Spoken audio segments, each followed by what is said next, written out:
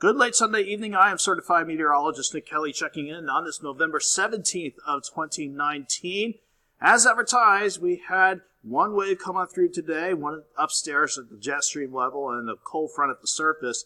Both of them together gave us a mostly cloudy start to our Sunday, but then we ended the day actually with partly to mostly sunny skies. So it was nice to savor that before we wrapped up the weekend today, but we still have some more storm systems to keep an eye on as we go throughout the rest of the week. From the time-lapse of indigo sky just outside of Seneca, Missouri, and right around the Missouri-Oklahoma state line, we have seen everybody, including the casino ground, start out with mostly cloudy skies this morning. A few random areas picking up on a shower or two, but then we saw mostly clear skies unfold in front of us as we got into not only this afternoon, but to start this evening out. In fact, let's look back at the Skywatch Storm Tracker radar network along with the satellite radar composite. Again, that first wave that came through today looked like it gave us quite a bit of rain with the way the radar looked, but it was fighting quite a bit of dry air at the surface, so not a lot of that rain reached the ground. So out of this wave today, we only got maybe a couple of showers out of it, with a few spots picking up just a trace to maybe a tenth or two of an inch of rain. So not impressive, but on the plus side, that we are keeping things quiet as we head into the overnight hours with a clear scan on the Skywatch Storm Tracker radar network. From 7th and Rangeline at 1041, we were seeing quiet skies above, still mostly clear from the east side of the city, but cloud cover was not too far away from the north and west of the area. 57 degrees was our afternoon high today, close to our average of 58. And that low at 37, we actually started out this morning about 42 degrees at Joplin Regional, so that low at 37 is actually where Joplin Regional sat at the 10 o'clock hour. That temperature at 37 thankfully doesn't feel colder than that due to a light breeze still in place, but the humidity is starting to climb back up at 89%, indicating more moisture ready to roll in, meaning more cloud cover ready to sneak in from the northwest as well. Thanks to the clearing skies that we saw and the warmer than expected start this morning, most of us managed to go into the middle to upper 50s.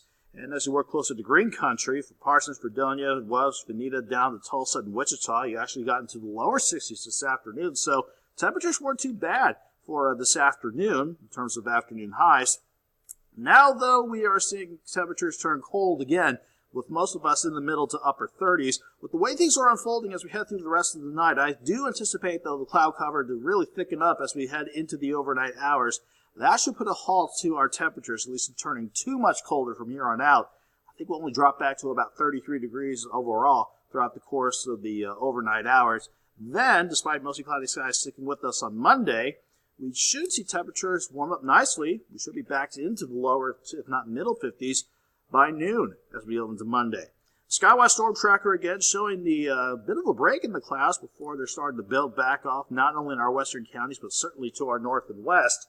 The first system that came on through this morning, more prevalent rain and snow being picked up around the Great Lakes. And then at the surface, behind that cold front, we actually have a high pressure that will pass to our south, and a warm front that will pass to our north. Both of them, though, will work together to ensure that we get a southwest breeze back in play for tomorrow. So despite mostly cloudy skies at times during the day, that southwest wind will get us back into the upper 50s.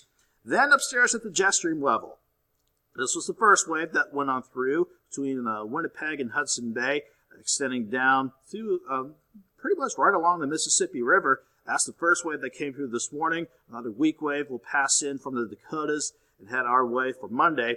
Then we'll keep an eye on not one, but two upper lows, both in the Pacific. One actually just south of the Gulf of Alaska, and another one just west of the Baja Peninsula. But both of those will work together to really ramp up our rain and thunderstorm chances, and depending how temperatures fare out by the end of the week, could end with maybe a rain-snow mix that we'll have to keep an eye on. In the short term, though, we have that next wave coming out of the Dakotas, so that'll turn our mostly clear night to a mostly cloudy Monday morning. This overnight lows drop back to about the lower to middle 30s. Despite mostly cloudy skies sticking with us, I think we'll have a dry day overall. Just like the last wave, this next one that'll work through on Monday could squeeze out a stray shower or two, but overall we have the right idea here, looking at pretty much a dry day all across the area. But temperatures, with that southwest wind in play, we should be able to go back into the upper 50s. So let's go 33 in the morning, 53 by lunchtime, and then we'll have highs pushing 58 in Joplin and across the area, and like today, I wouldn't be surprised if we have some areas in our western counties right around 60 before we get into Monday evening. As we do go into Monday evening, though, with that next wave on the way out, we will see the skies turn mostly clear, so we're looking pretty good. Maybe a bit chilly for your Tuesday morning with lows back in the upper 30s to near 40.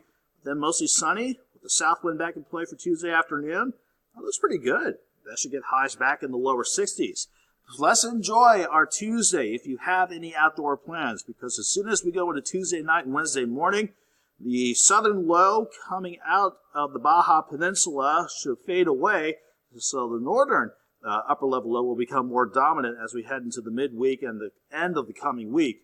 So all of that action will get mostly cloudy skies back in to start Wednesday out, and then chunks of energy will send rain and thunderstorm chances Wednesday afternoon and Wednesday evening. We'll have periods of rain to keep an eye on as we go throughout your Thursday as skies stay mostly cloudy. Then we'll have to keep an eye on how the colder air tries to filter in as this upper low kicks out of the desert southwest.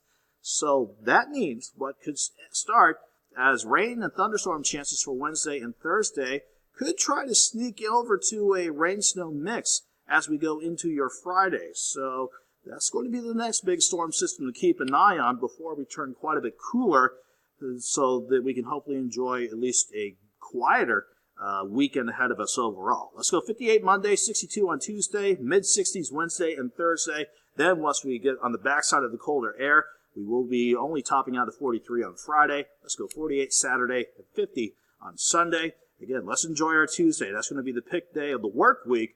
So before we see these big, at least better, thunderstorm chances working on Wednesday, and then keeping an eye on the potential rain-snow mix Thursday and Friday.